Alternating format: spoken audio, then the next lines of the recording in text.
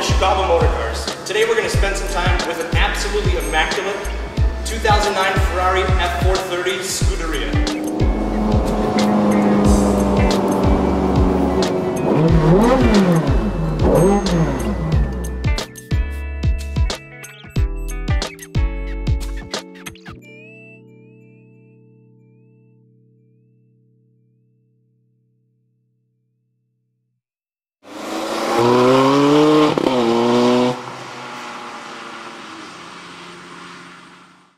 Take a look at the front here. I mean, the car's got 2,200 miles on it for an 09. It shows absolutely immaculate. There's no stone chips or anything. You got some extra protection down here.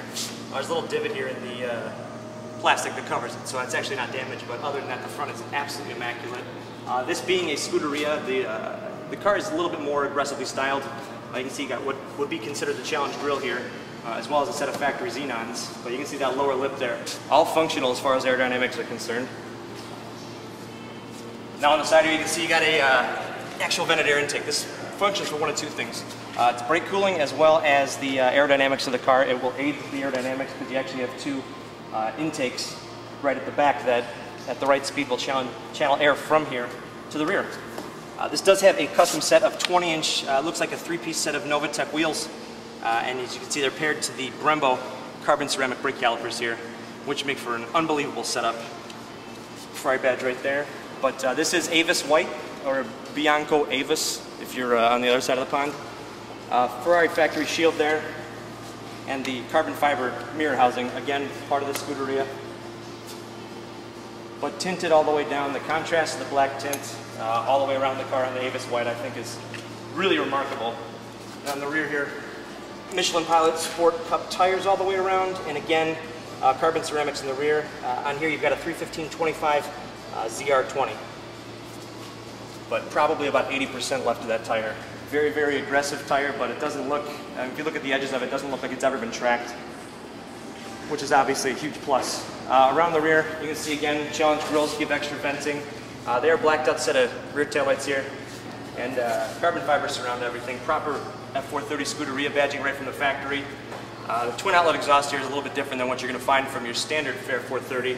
And then also the under tray splitter down here. This is factory, also carbon fiber, but again aiding with aerodynamics. This really doesn't negate the need for a upper rear spoiler here. I think one of my favorite parts about the Ferrari 430s is actually if you look inside the glass here, you can see the 4.3 liter in there. What a remarkable engine. Clean, obviously nearly brand new. And then walking around the rear, over to the passenger side, it's excellent. You can see the Pininfarina badge here. Shows the design house that actually designed the car. But it's immaculate. All right, in the back here you got a 4.3 liter V8 engine. Now in this tune it does make 510 horsepower. Very, very flexible. This is made to the F1 automated manual transmission, which you obviously have the paddle shifters to actuate, but don't make any mistake here. Yes, you can drive this car on the road, but the Scuderia really is made to be a street legal race car. Even more amplified than like a Porsche GT3 or even a GT2. It really is a purpose-built car, but livable every day. In the boot here, it's as equipped from the factory with everything.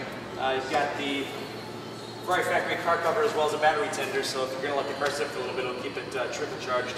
But everything in here is brand new. It's all geared towards lightweight and engineering. The whole interior here is pretty much stripped all the way down. You got a small covering for the aluminum, but books, got two sets of keys. As well as all the other manuals that come with it. And one thing that's really of note is this sticker here. It shows the PPG paint color is Bianco Avis. If the car's ever been compromised, normally you're never going to see that sticker again. So again, the car's all factory clean under here. Inside this Italian masterpiece, it is somewhat minimalist, obviously, to the performance nature of this car, but you've got these carbon fiber seats, which are immaculate. You've got a like a houndstooth weave in the middle here with the leather surround, but you can see the exposed contrast stitching. These are manual seats, manual adjustment, but are very comfortable. I mean, carbon fiber abound.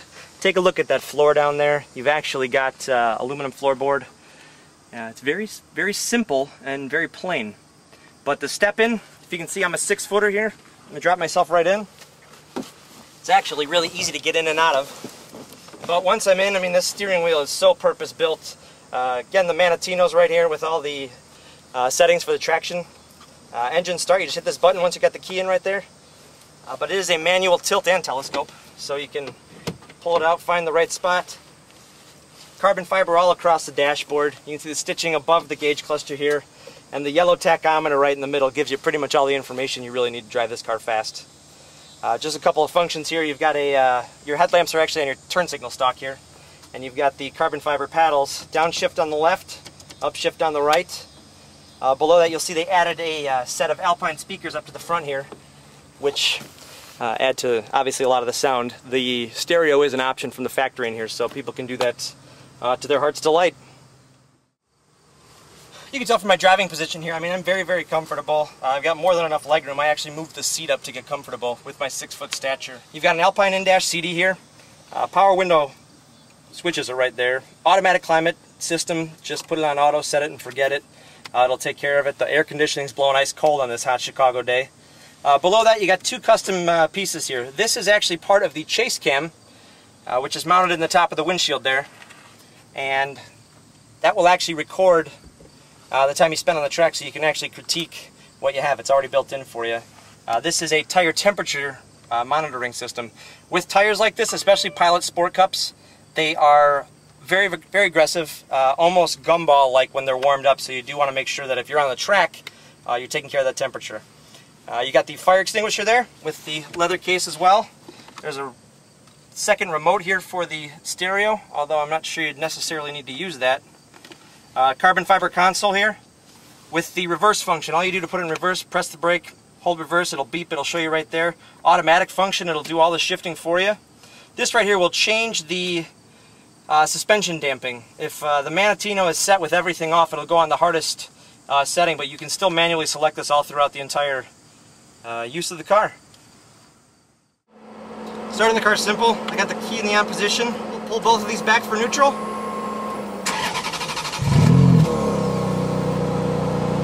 Wow, how cool is that?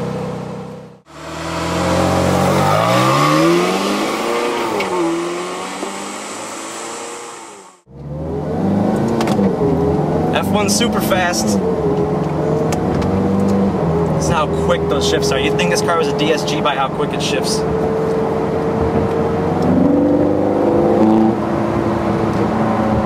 Active exhaust, dual stage exhaust. I mean, this car is actually, here, Jeremy Clarkson. It rides awful. It looks as if it's been welded together by apes. I strongly disagree, Mr. Clarkson. This car is very, very well put together. It's as comfortable as a Porsche 911. Yes, with 20-inch Novitec wheels on it and being in Scuderia trim, it's gonna drive a little bit more raw. There's less sound deadening. We've got these aluminum floorboards, but I could throw my wife behind the wheel of this if I wanted to. Reason is, if I hit auto mode, it'll do the shifting for me. How cool is that? Huge steering wheel here. Got the carbon fiber rim on it. I think it's a fully carbon fiber wheel, but the readout, similar to what you get in the F1 cars and in the Enzo, you get the redline readout here, so it actually shows your shift parameters right in the steering wheel. This car has what's become, I guess, synonymous now with the Ferraris is the Manatino, which is a little dial here on the steering wheel. You've got your low traction Sport, which is the regular mode we're in right now. It's kind of the regular mode you drive it in. There's Race. Actually, let's go back to manual. Listen to that. Wow. See? A V8 like no other. It sounds like no other V8 I know of. But the other one you can get on here, you can turn your traction control off, but it'll leave the stability control on, and then you can kill it all. And you know, at that point, I hope you are Michael Schumacher, because the thing is, this car probably could definitely outdrive itself faster than you could or me.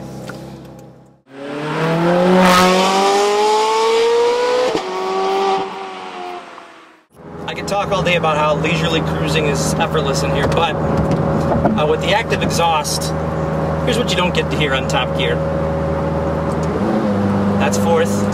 This is third. We're at about 4,000 revs. The red line's at 8,500, so we'll go down to 2. But listen to the flaps open on this thing.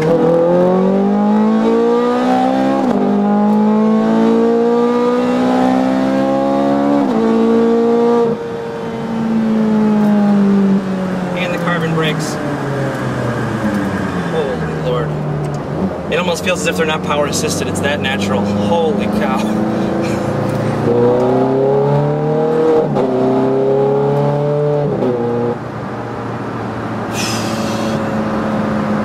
I'd probably lose my license if I owned this car. I'm serious. Just for that sound alone.